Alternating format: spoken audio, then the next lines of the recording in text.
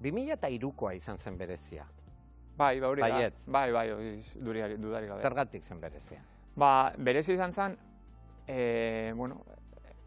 argi dagoena aurretik beste tur batzuk korritu genituen, ez? Eta nik ikusten nuen, batez ere nire buruarengan urtetik urtera, lehenen urtean esan dizudan bezala erorketak eta amaitzea lortu genuen.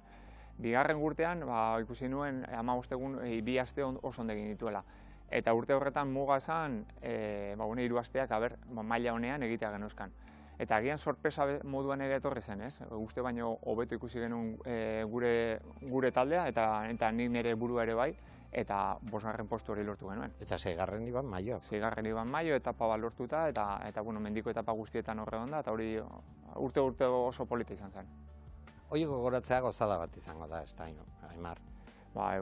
Askotan hilak ere tenta jartzea izkitez, batez ere, Maria Laranja. Hori da, ez, sortu zen, ambiente horregatik, ez, urrongo urteak oso politak izan ziren, ez, taldearengan halako atmosfera positibo bat sortu zen, eta batez ere Pirineoetara hurbiltzen ginenean, eta... Gogoratzen dituzu etapa horiek? Irudiak badauzkagu, baina gogoratzen ditu. Eta baditut halako flash batzuk, argazki batzuk nire buruan ere bai, ez? Adibidez, Tourmalet gainean 2003an pasa ginenean, Lance Armstrong, Jan Ullrich, Iban Maio eta ni, gaina turraren bukaera zen, eta holako mendate ezagun batean eta Frantziako tur batean lau horiek pasatzea niretzako argazki bat da, ez? Eta gainera gogoan ditute bai, han ikusi nituen ezagun batzuk ere bai, ez? Eta ez zaizkitazten, hori gogoan daukat. Errepidean bertan zuk ezagutzen zenituen batzuk, animatzen ikusi zenitu? Bai, hori da, ez? Batzuetan badirudi, geratzen zarela, baina beste batzuk gogoan geratzen zaizkizu, ez? Eta gero hotelera iritsitakoan, askotan pentsatzen, nik gaur ikusi dut, eta kurioso da. Esan diate Euskaltel Euskadi taldeko zera? Taldean familia giroa zegoela. Bai. Ma konta idazu gauzatxoren bat? Bai, argi dagoena... Igual orain arte kontatu ez duzuna, edo? Familia giroa zertan nabartzen zen? Mila daude. Argi dagoena da, azkenean nik profesionalera iritsi baino lehenago Euskal Herrian korritzak genuen, ez?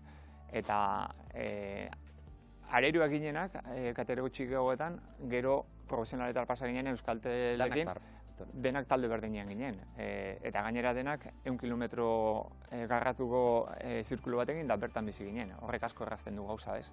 Ni suertean neukan gainera, nire anaiarekin koinzitu nuen, nire kirol bizitzan. Argi dagoena, beraiekin egiten nuela gela, ez? Txerrenduariak ohitura daukagu, hoteletan gaudenean, binaka egiteko lo, eta azkenean batzuekin afinitate askoz gehiago, anai bat izan ez gero, berarekin, ez? Eta polita euskagu, anekdota bezala... Bat kontatu. Nik anekdota, eta nik uste dut, igual Marea Laranja nik uste dut han sortu zela ere bai, ez? Agian ez da 2003an aurrera joango nitzak, ez? 2001an, lehenengo aldiz joan ginenean turrera, Roberto Laizeka garaipen balortu zuen. Esan duen bezala, taldeak agian zuen halako arrakasta izan, baina egun batean, eta Pirineotan gainera, Roberto Laizeka luz ardien irabazi zuen. Gogoratzen dut, ihesaldi bat joan zela, gu bertan ez ginen, eta taldekideak tiraka jarri gintuela Julian Gorozpek, eta pixat kontrolpean eduki genuen bintzatez, ihesaldia.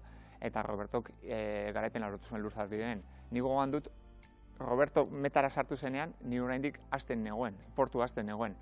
Baina metara sartu zenean, bazirudien futbol zelai batean bezala, gol bat sartu zezala bezala. Mendiak horro egin zuen. Eta hori gogoan daukat, ez? Hori oso polita izan zen, gainera mundu guztiak esate zuen, Robertok irabazi du, handikan metaraino.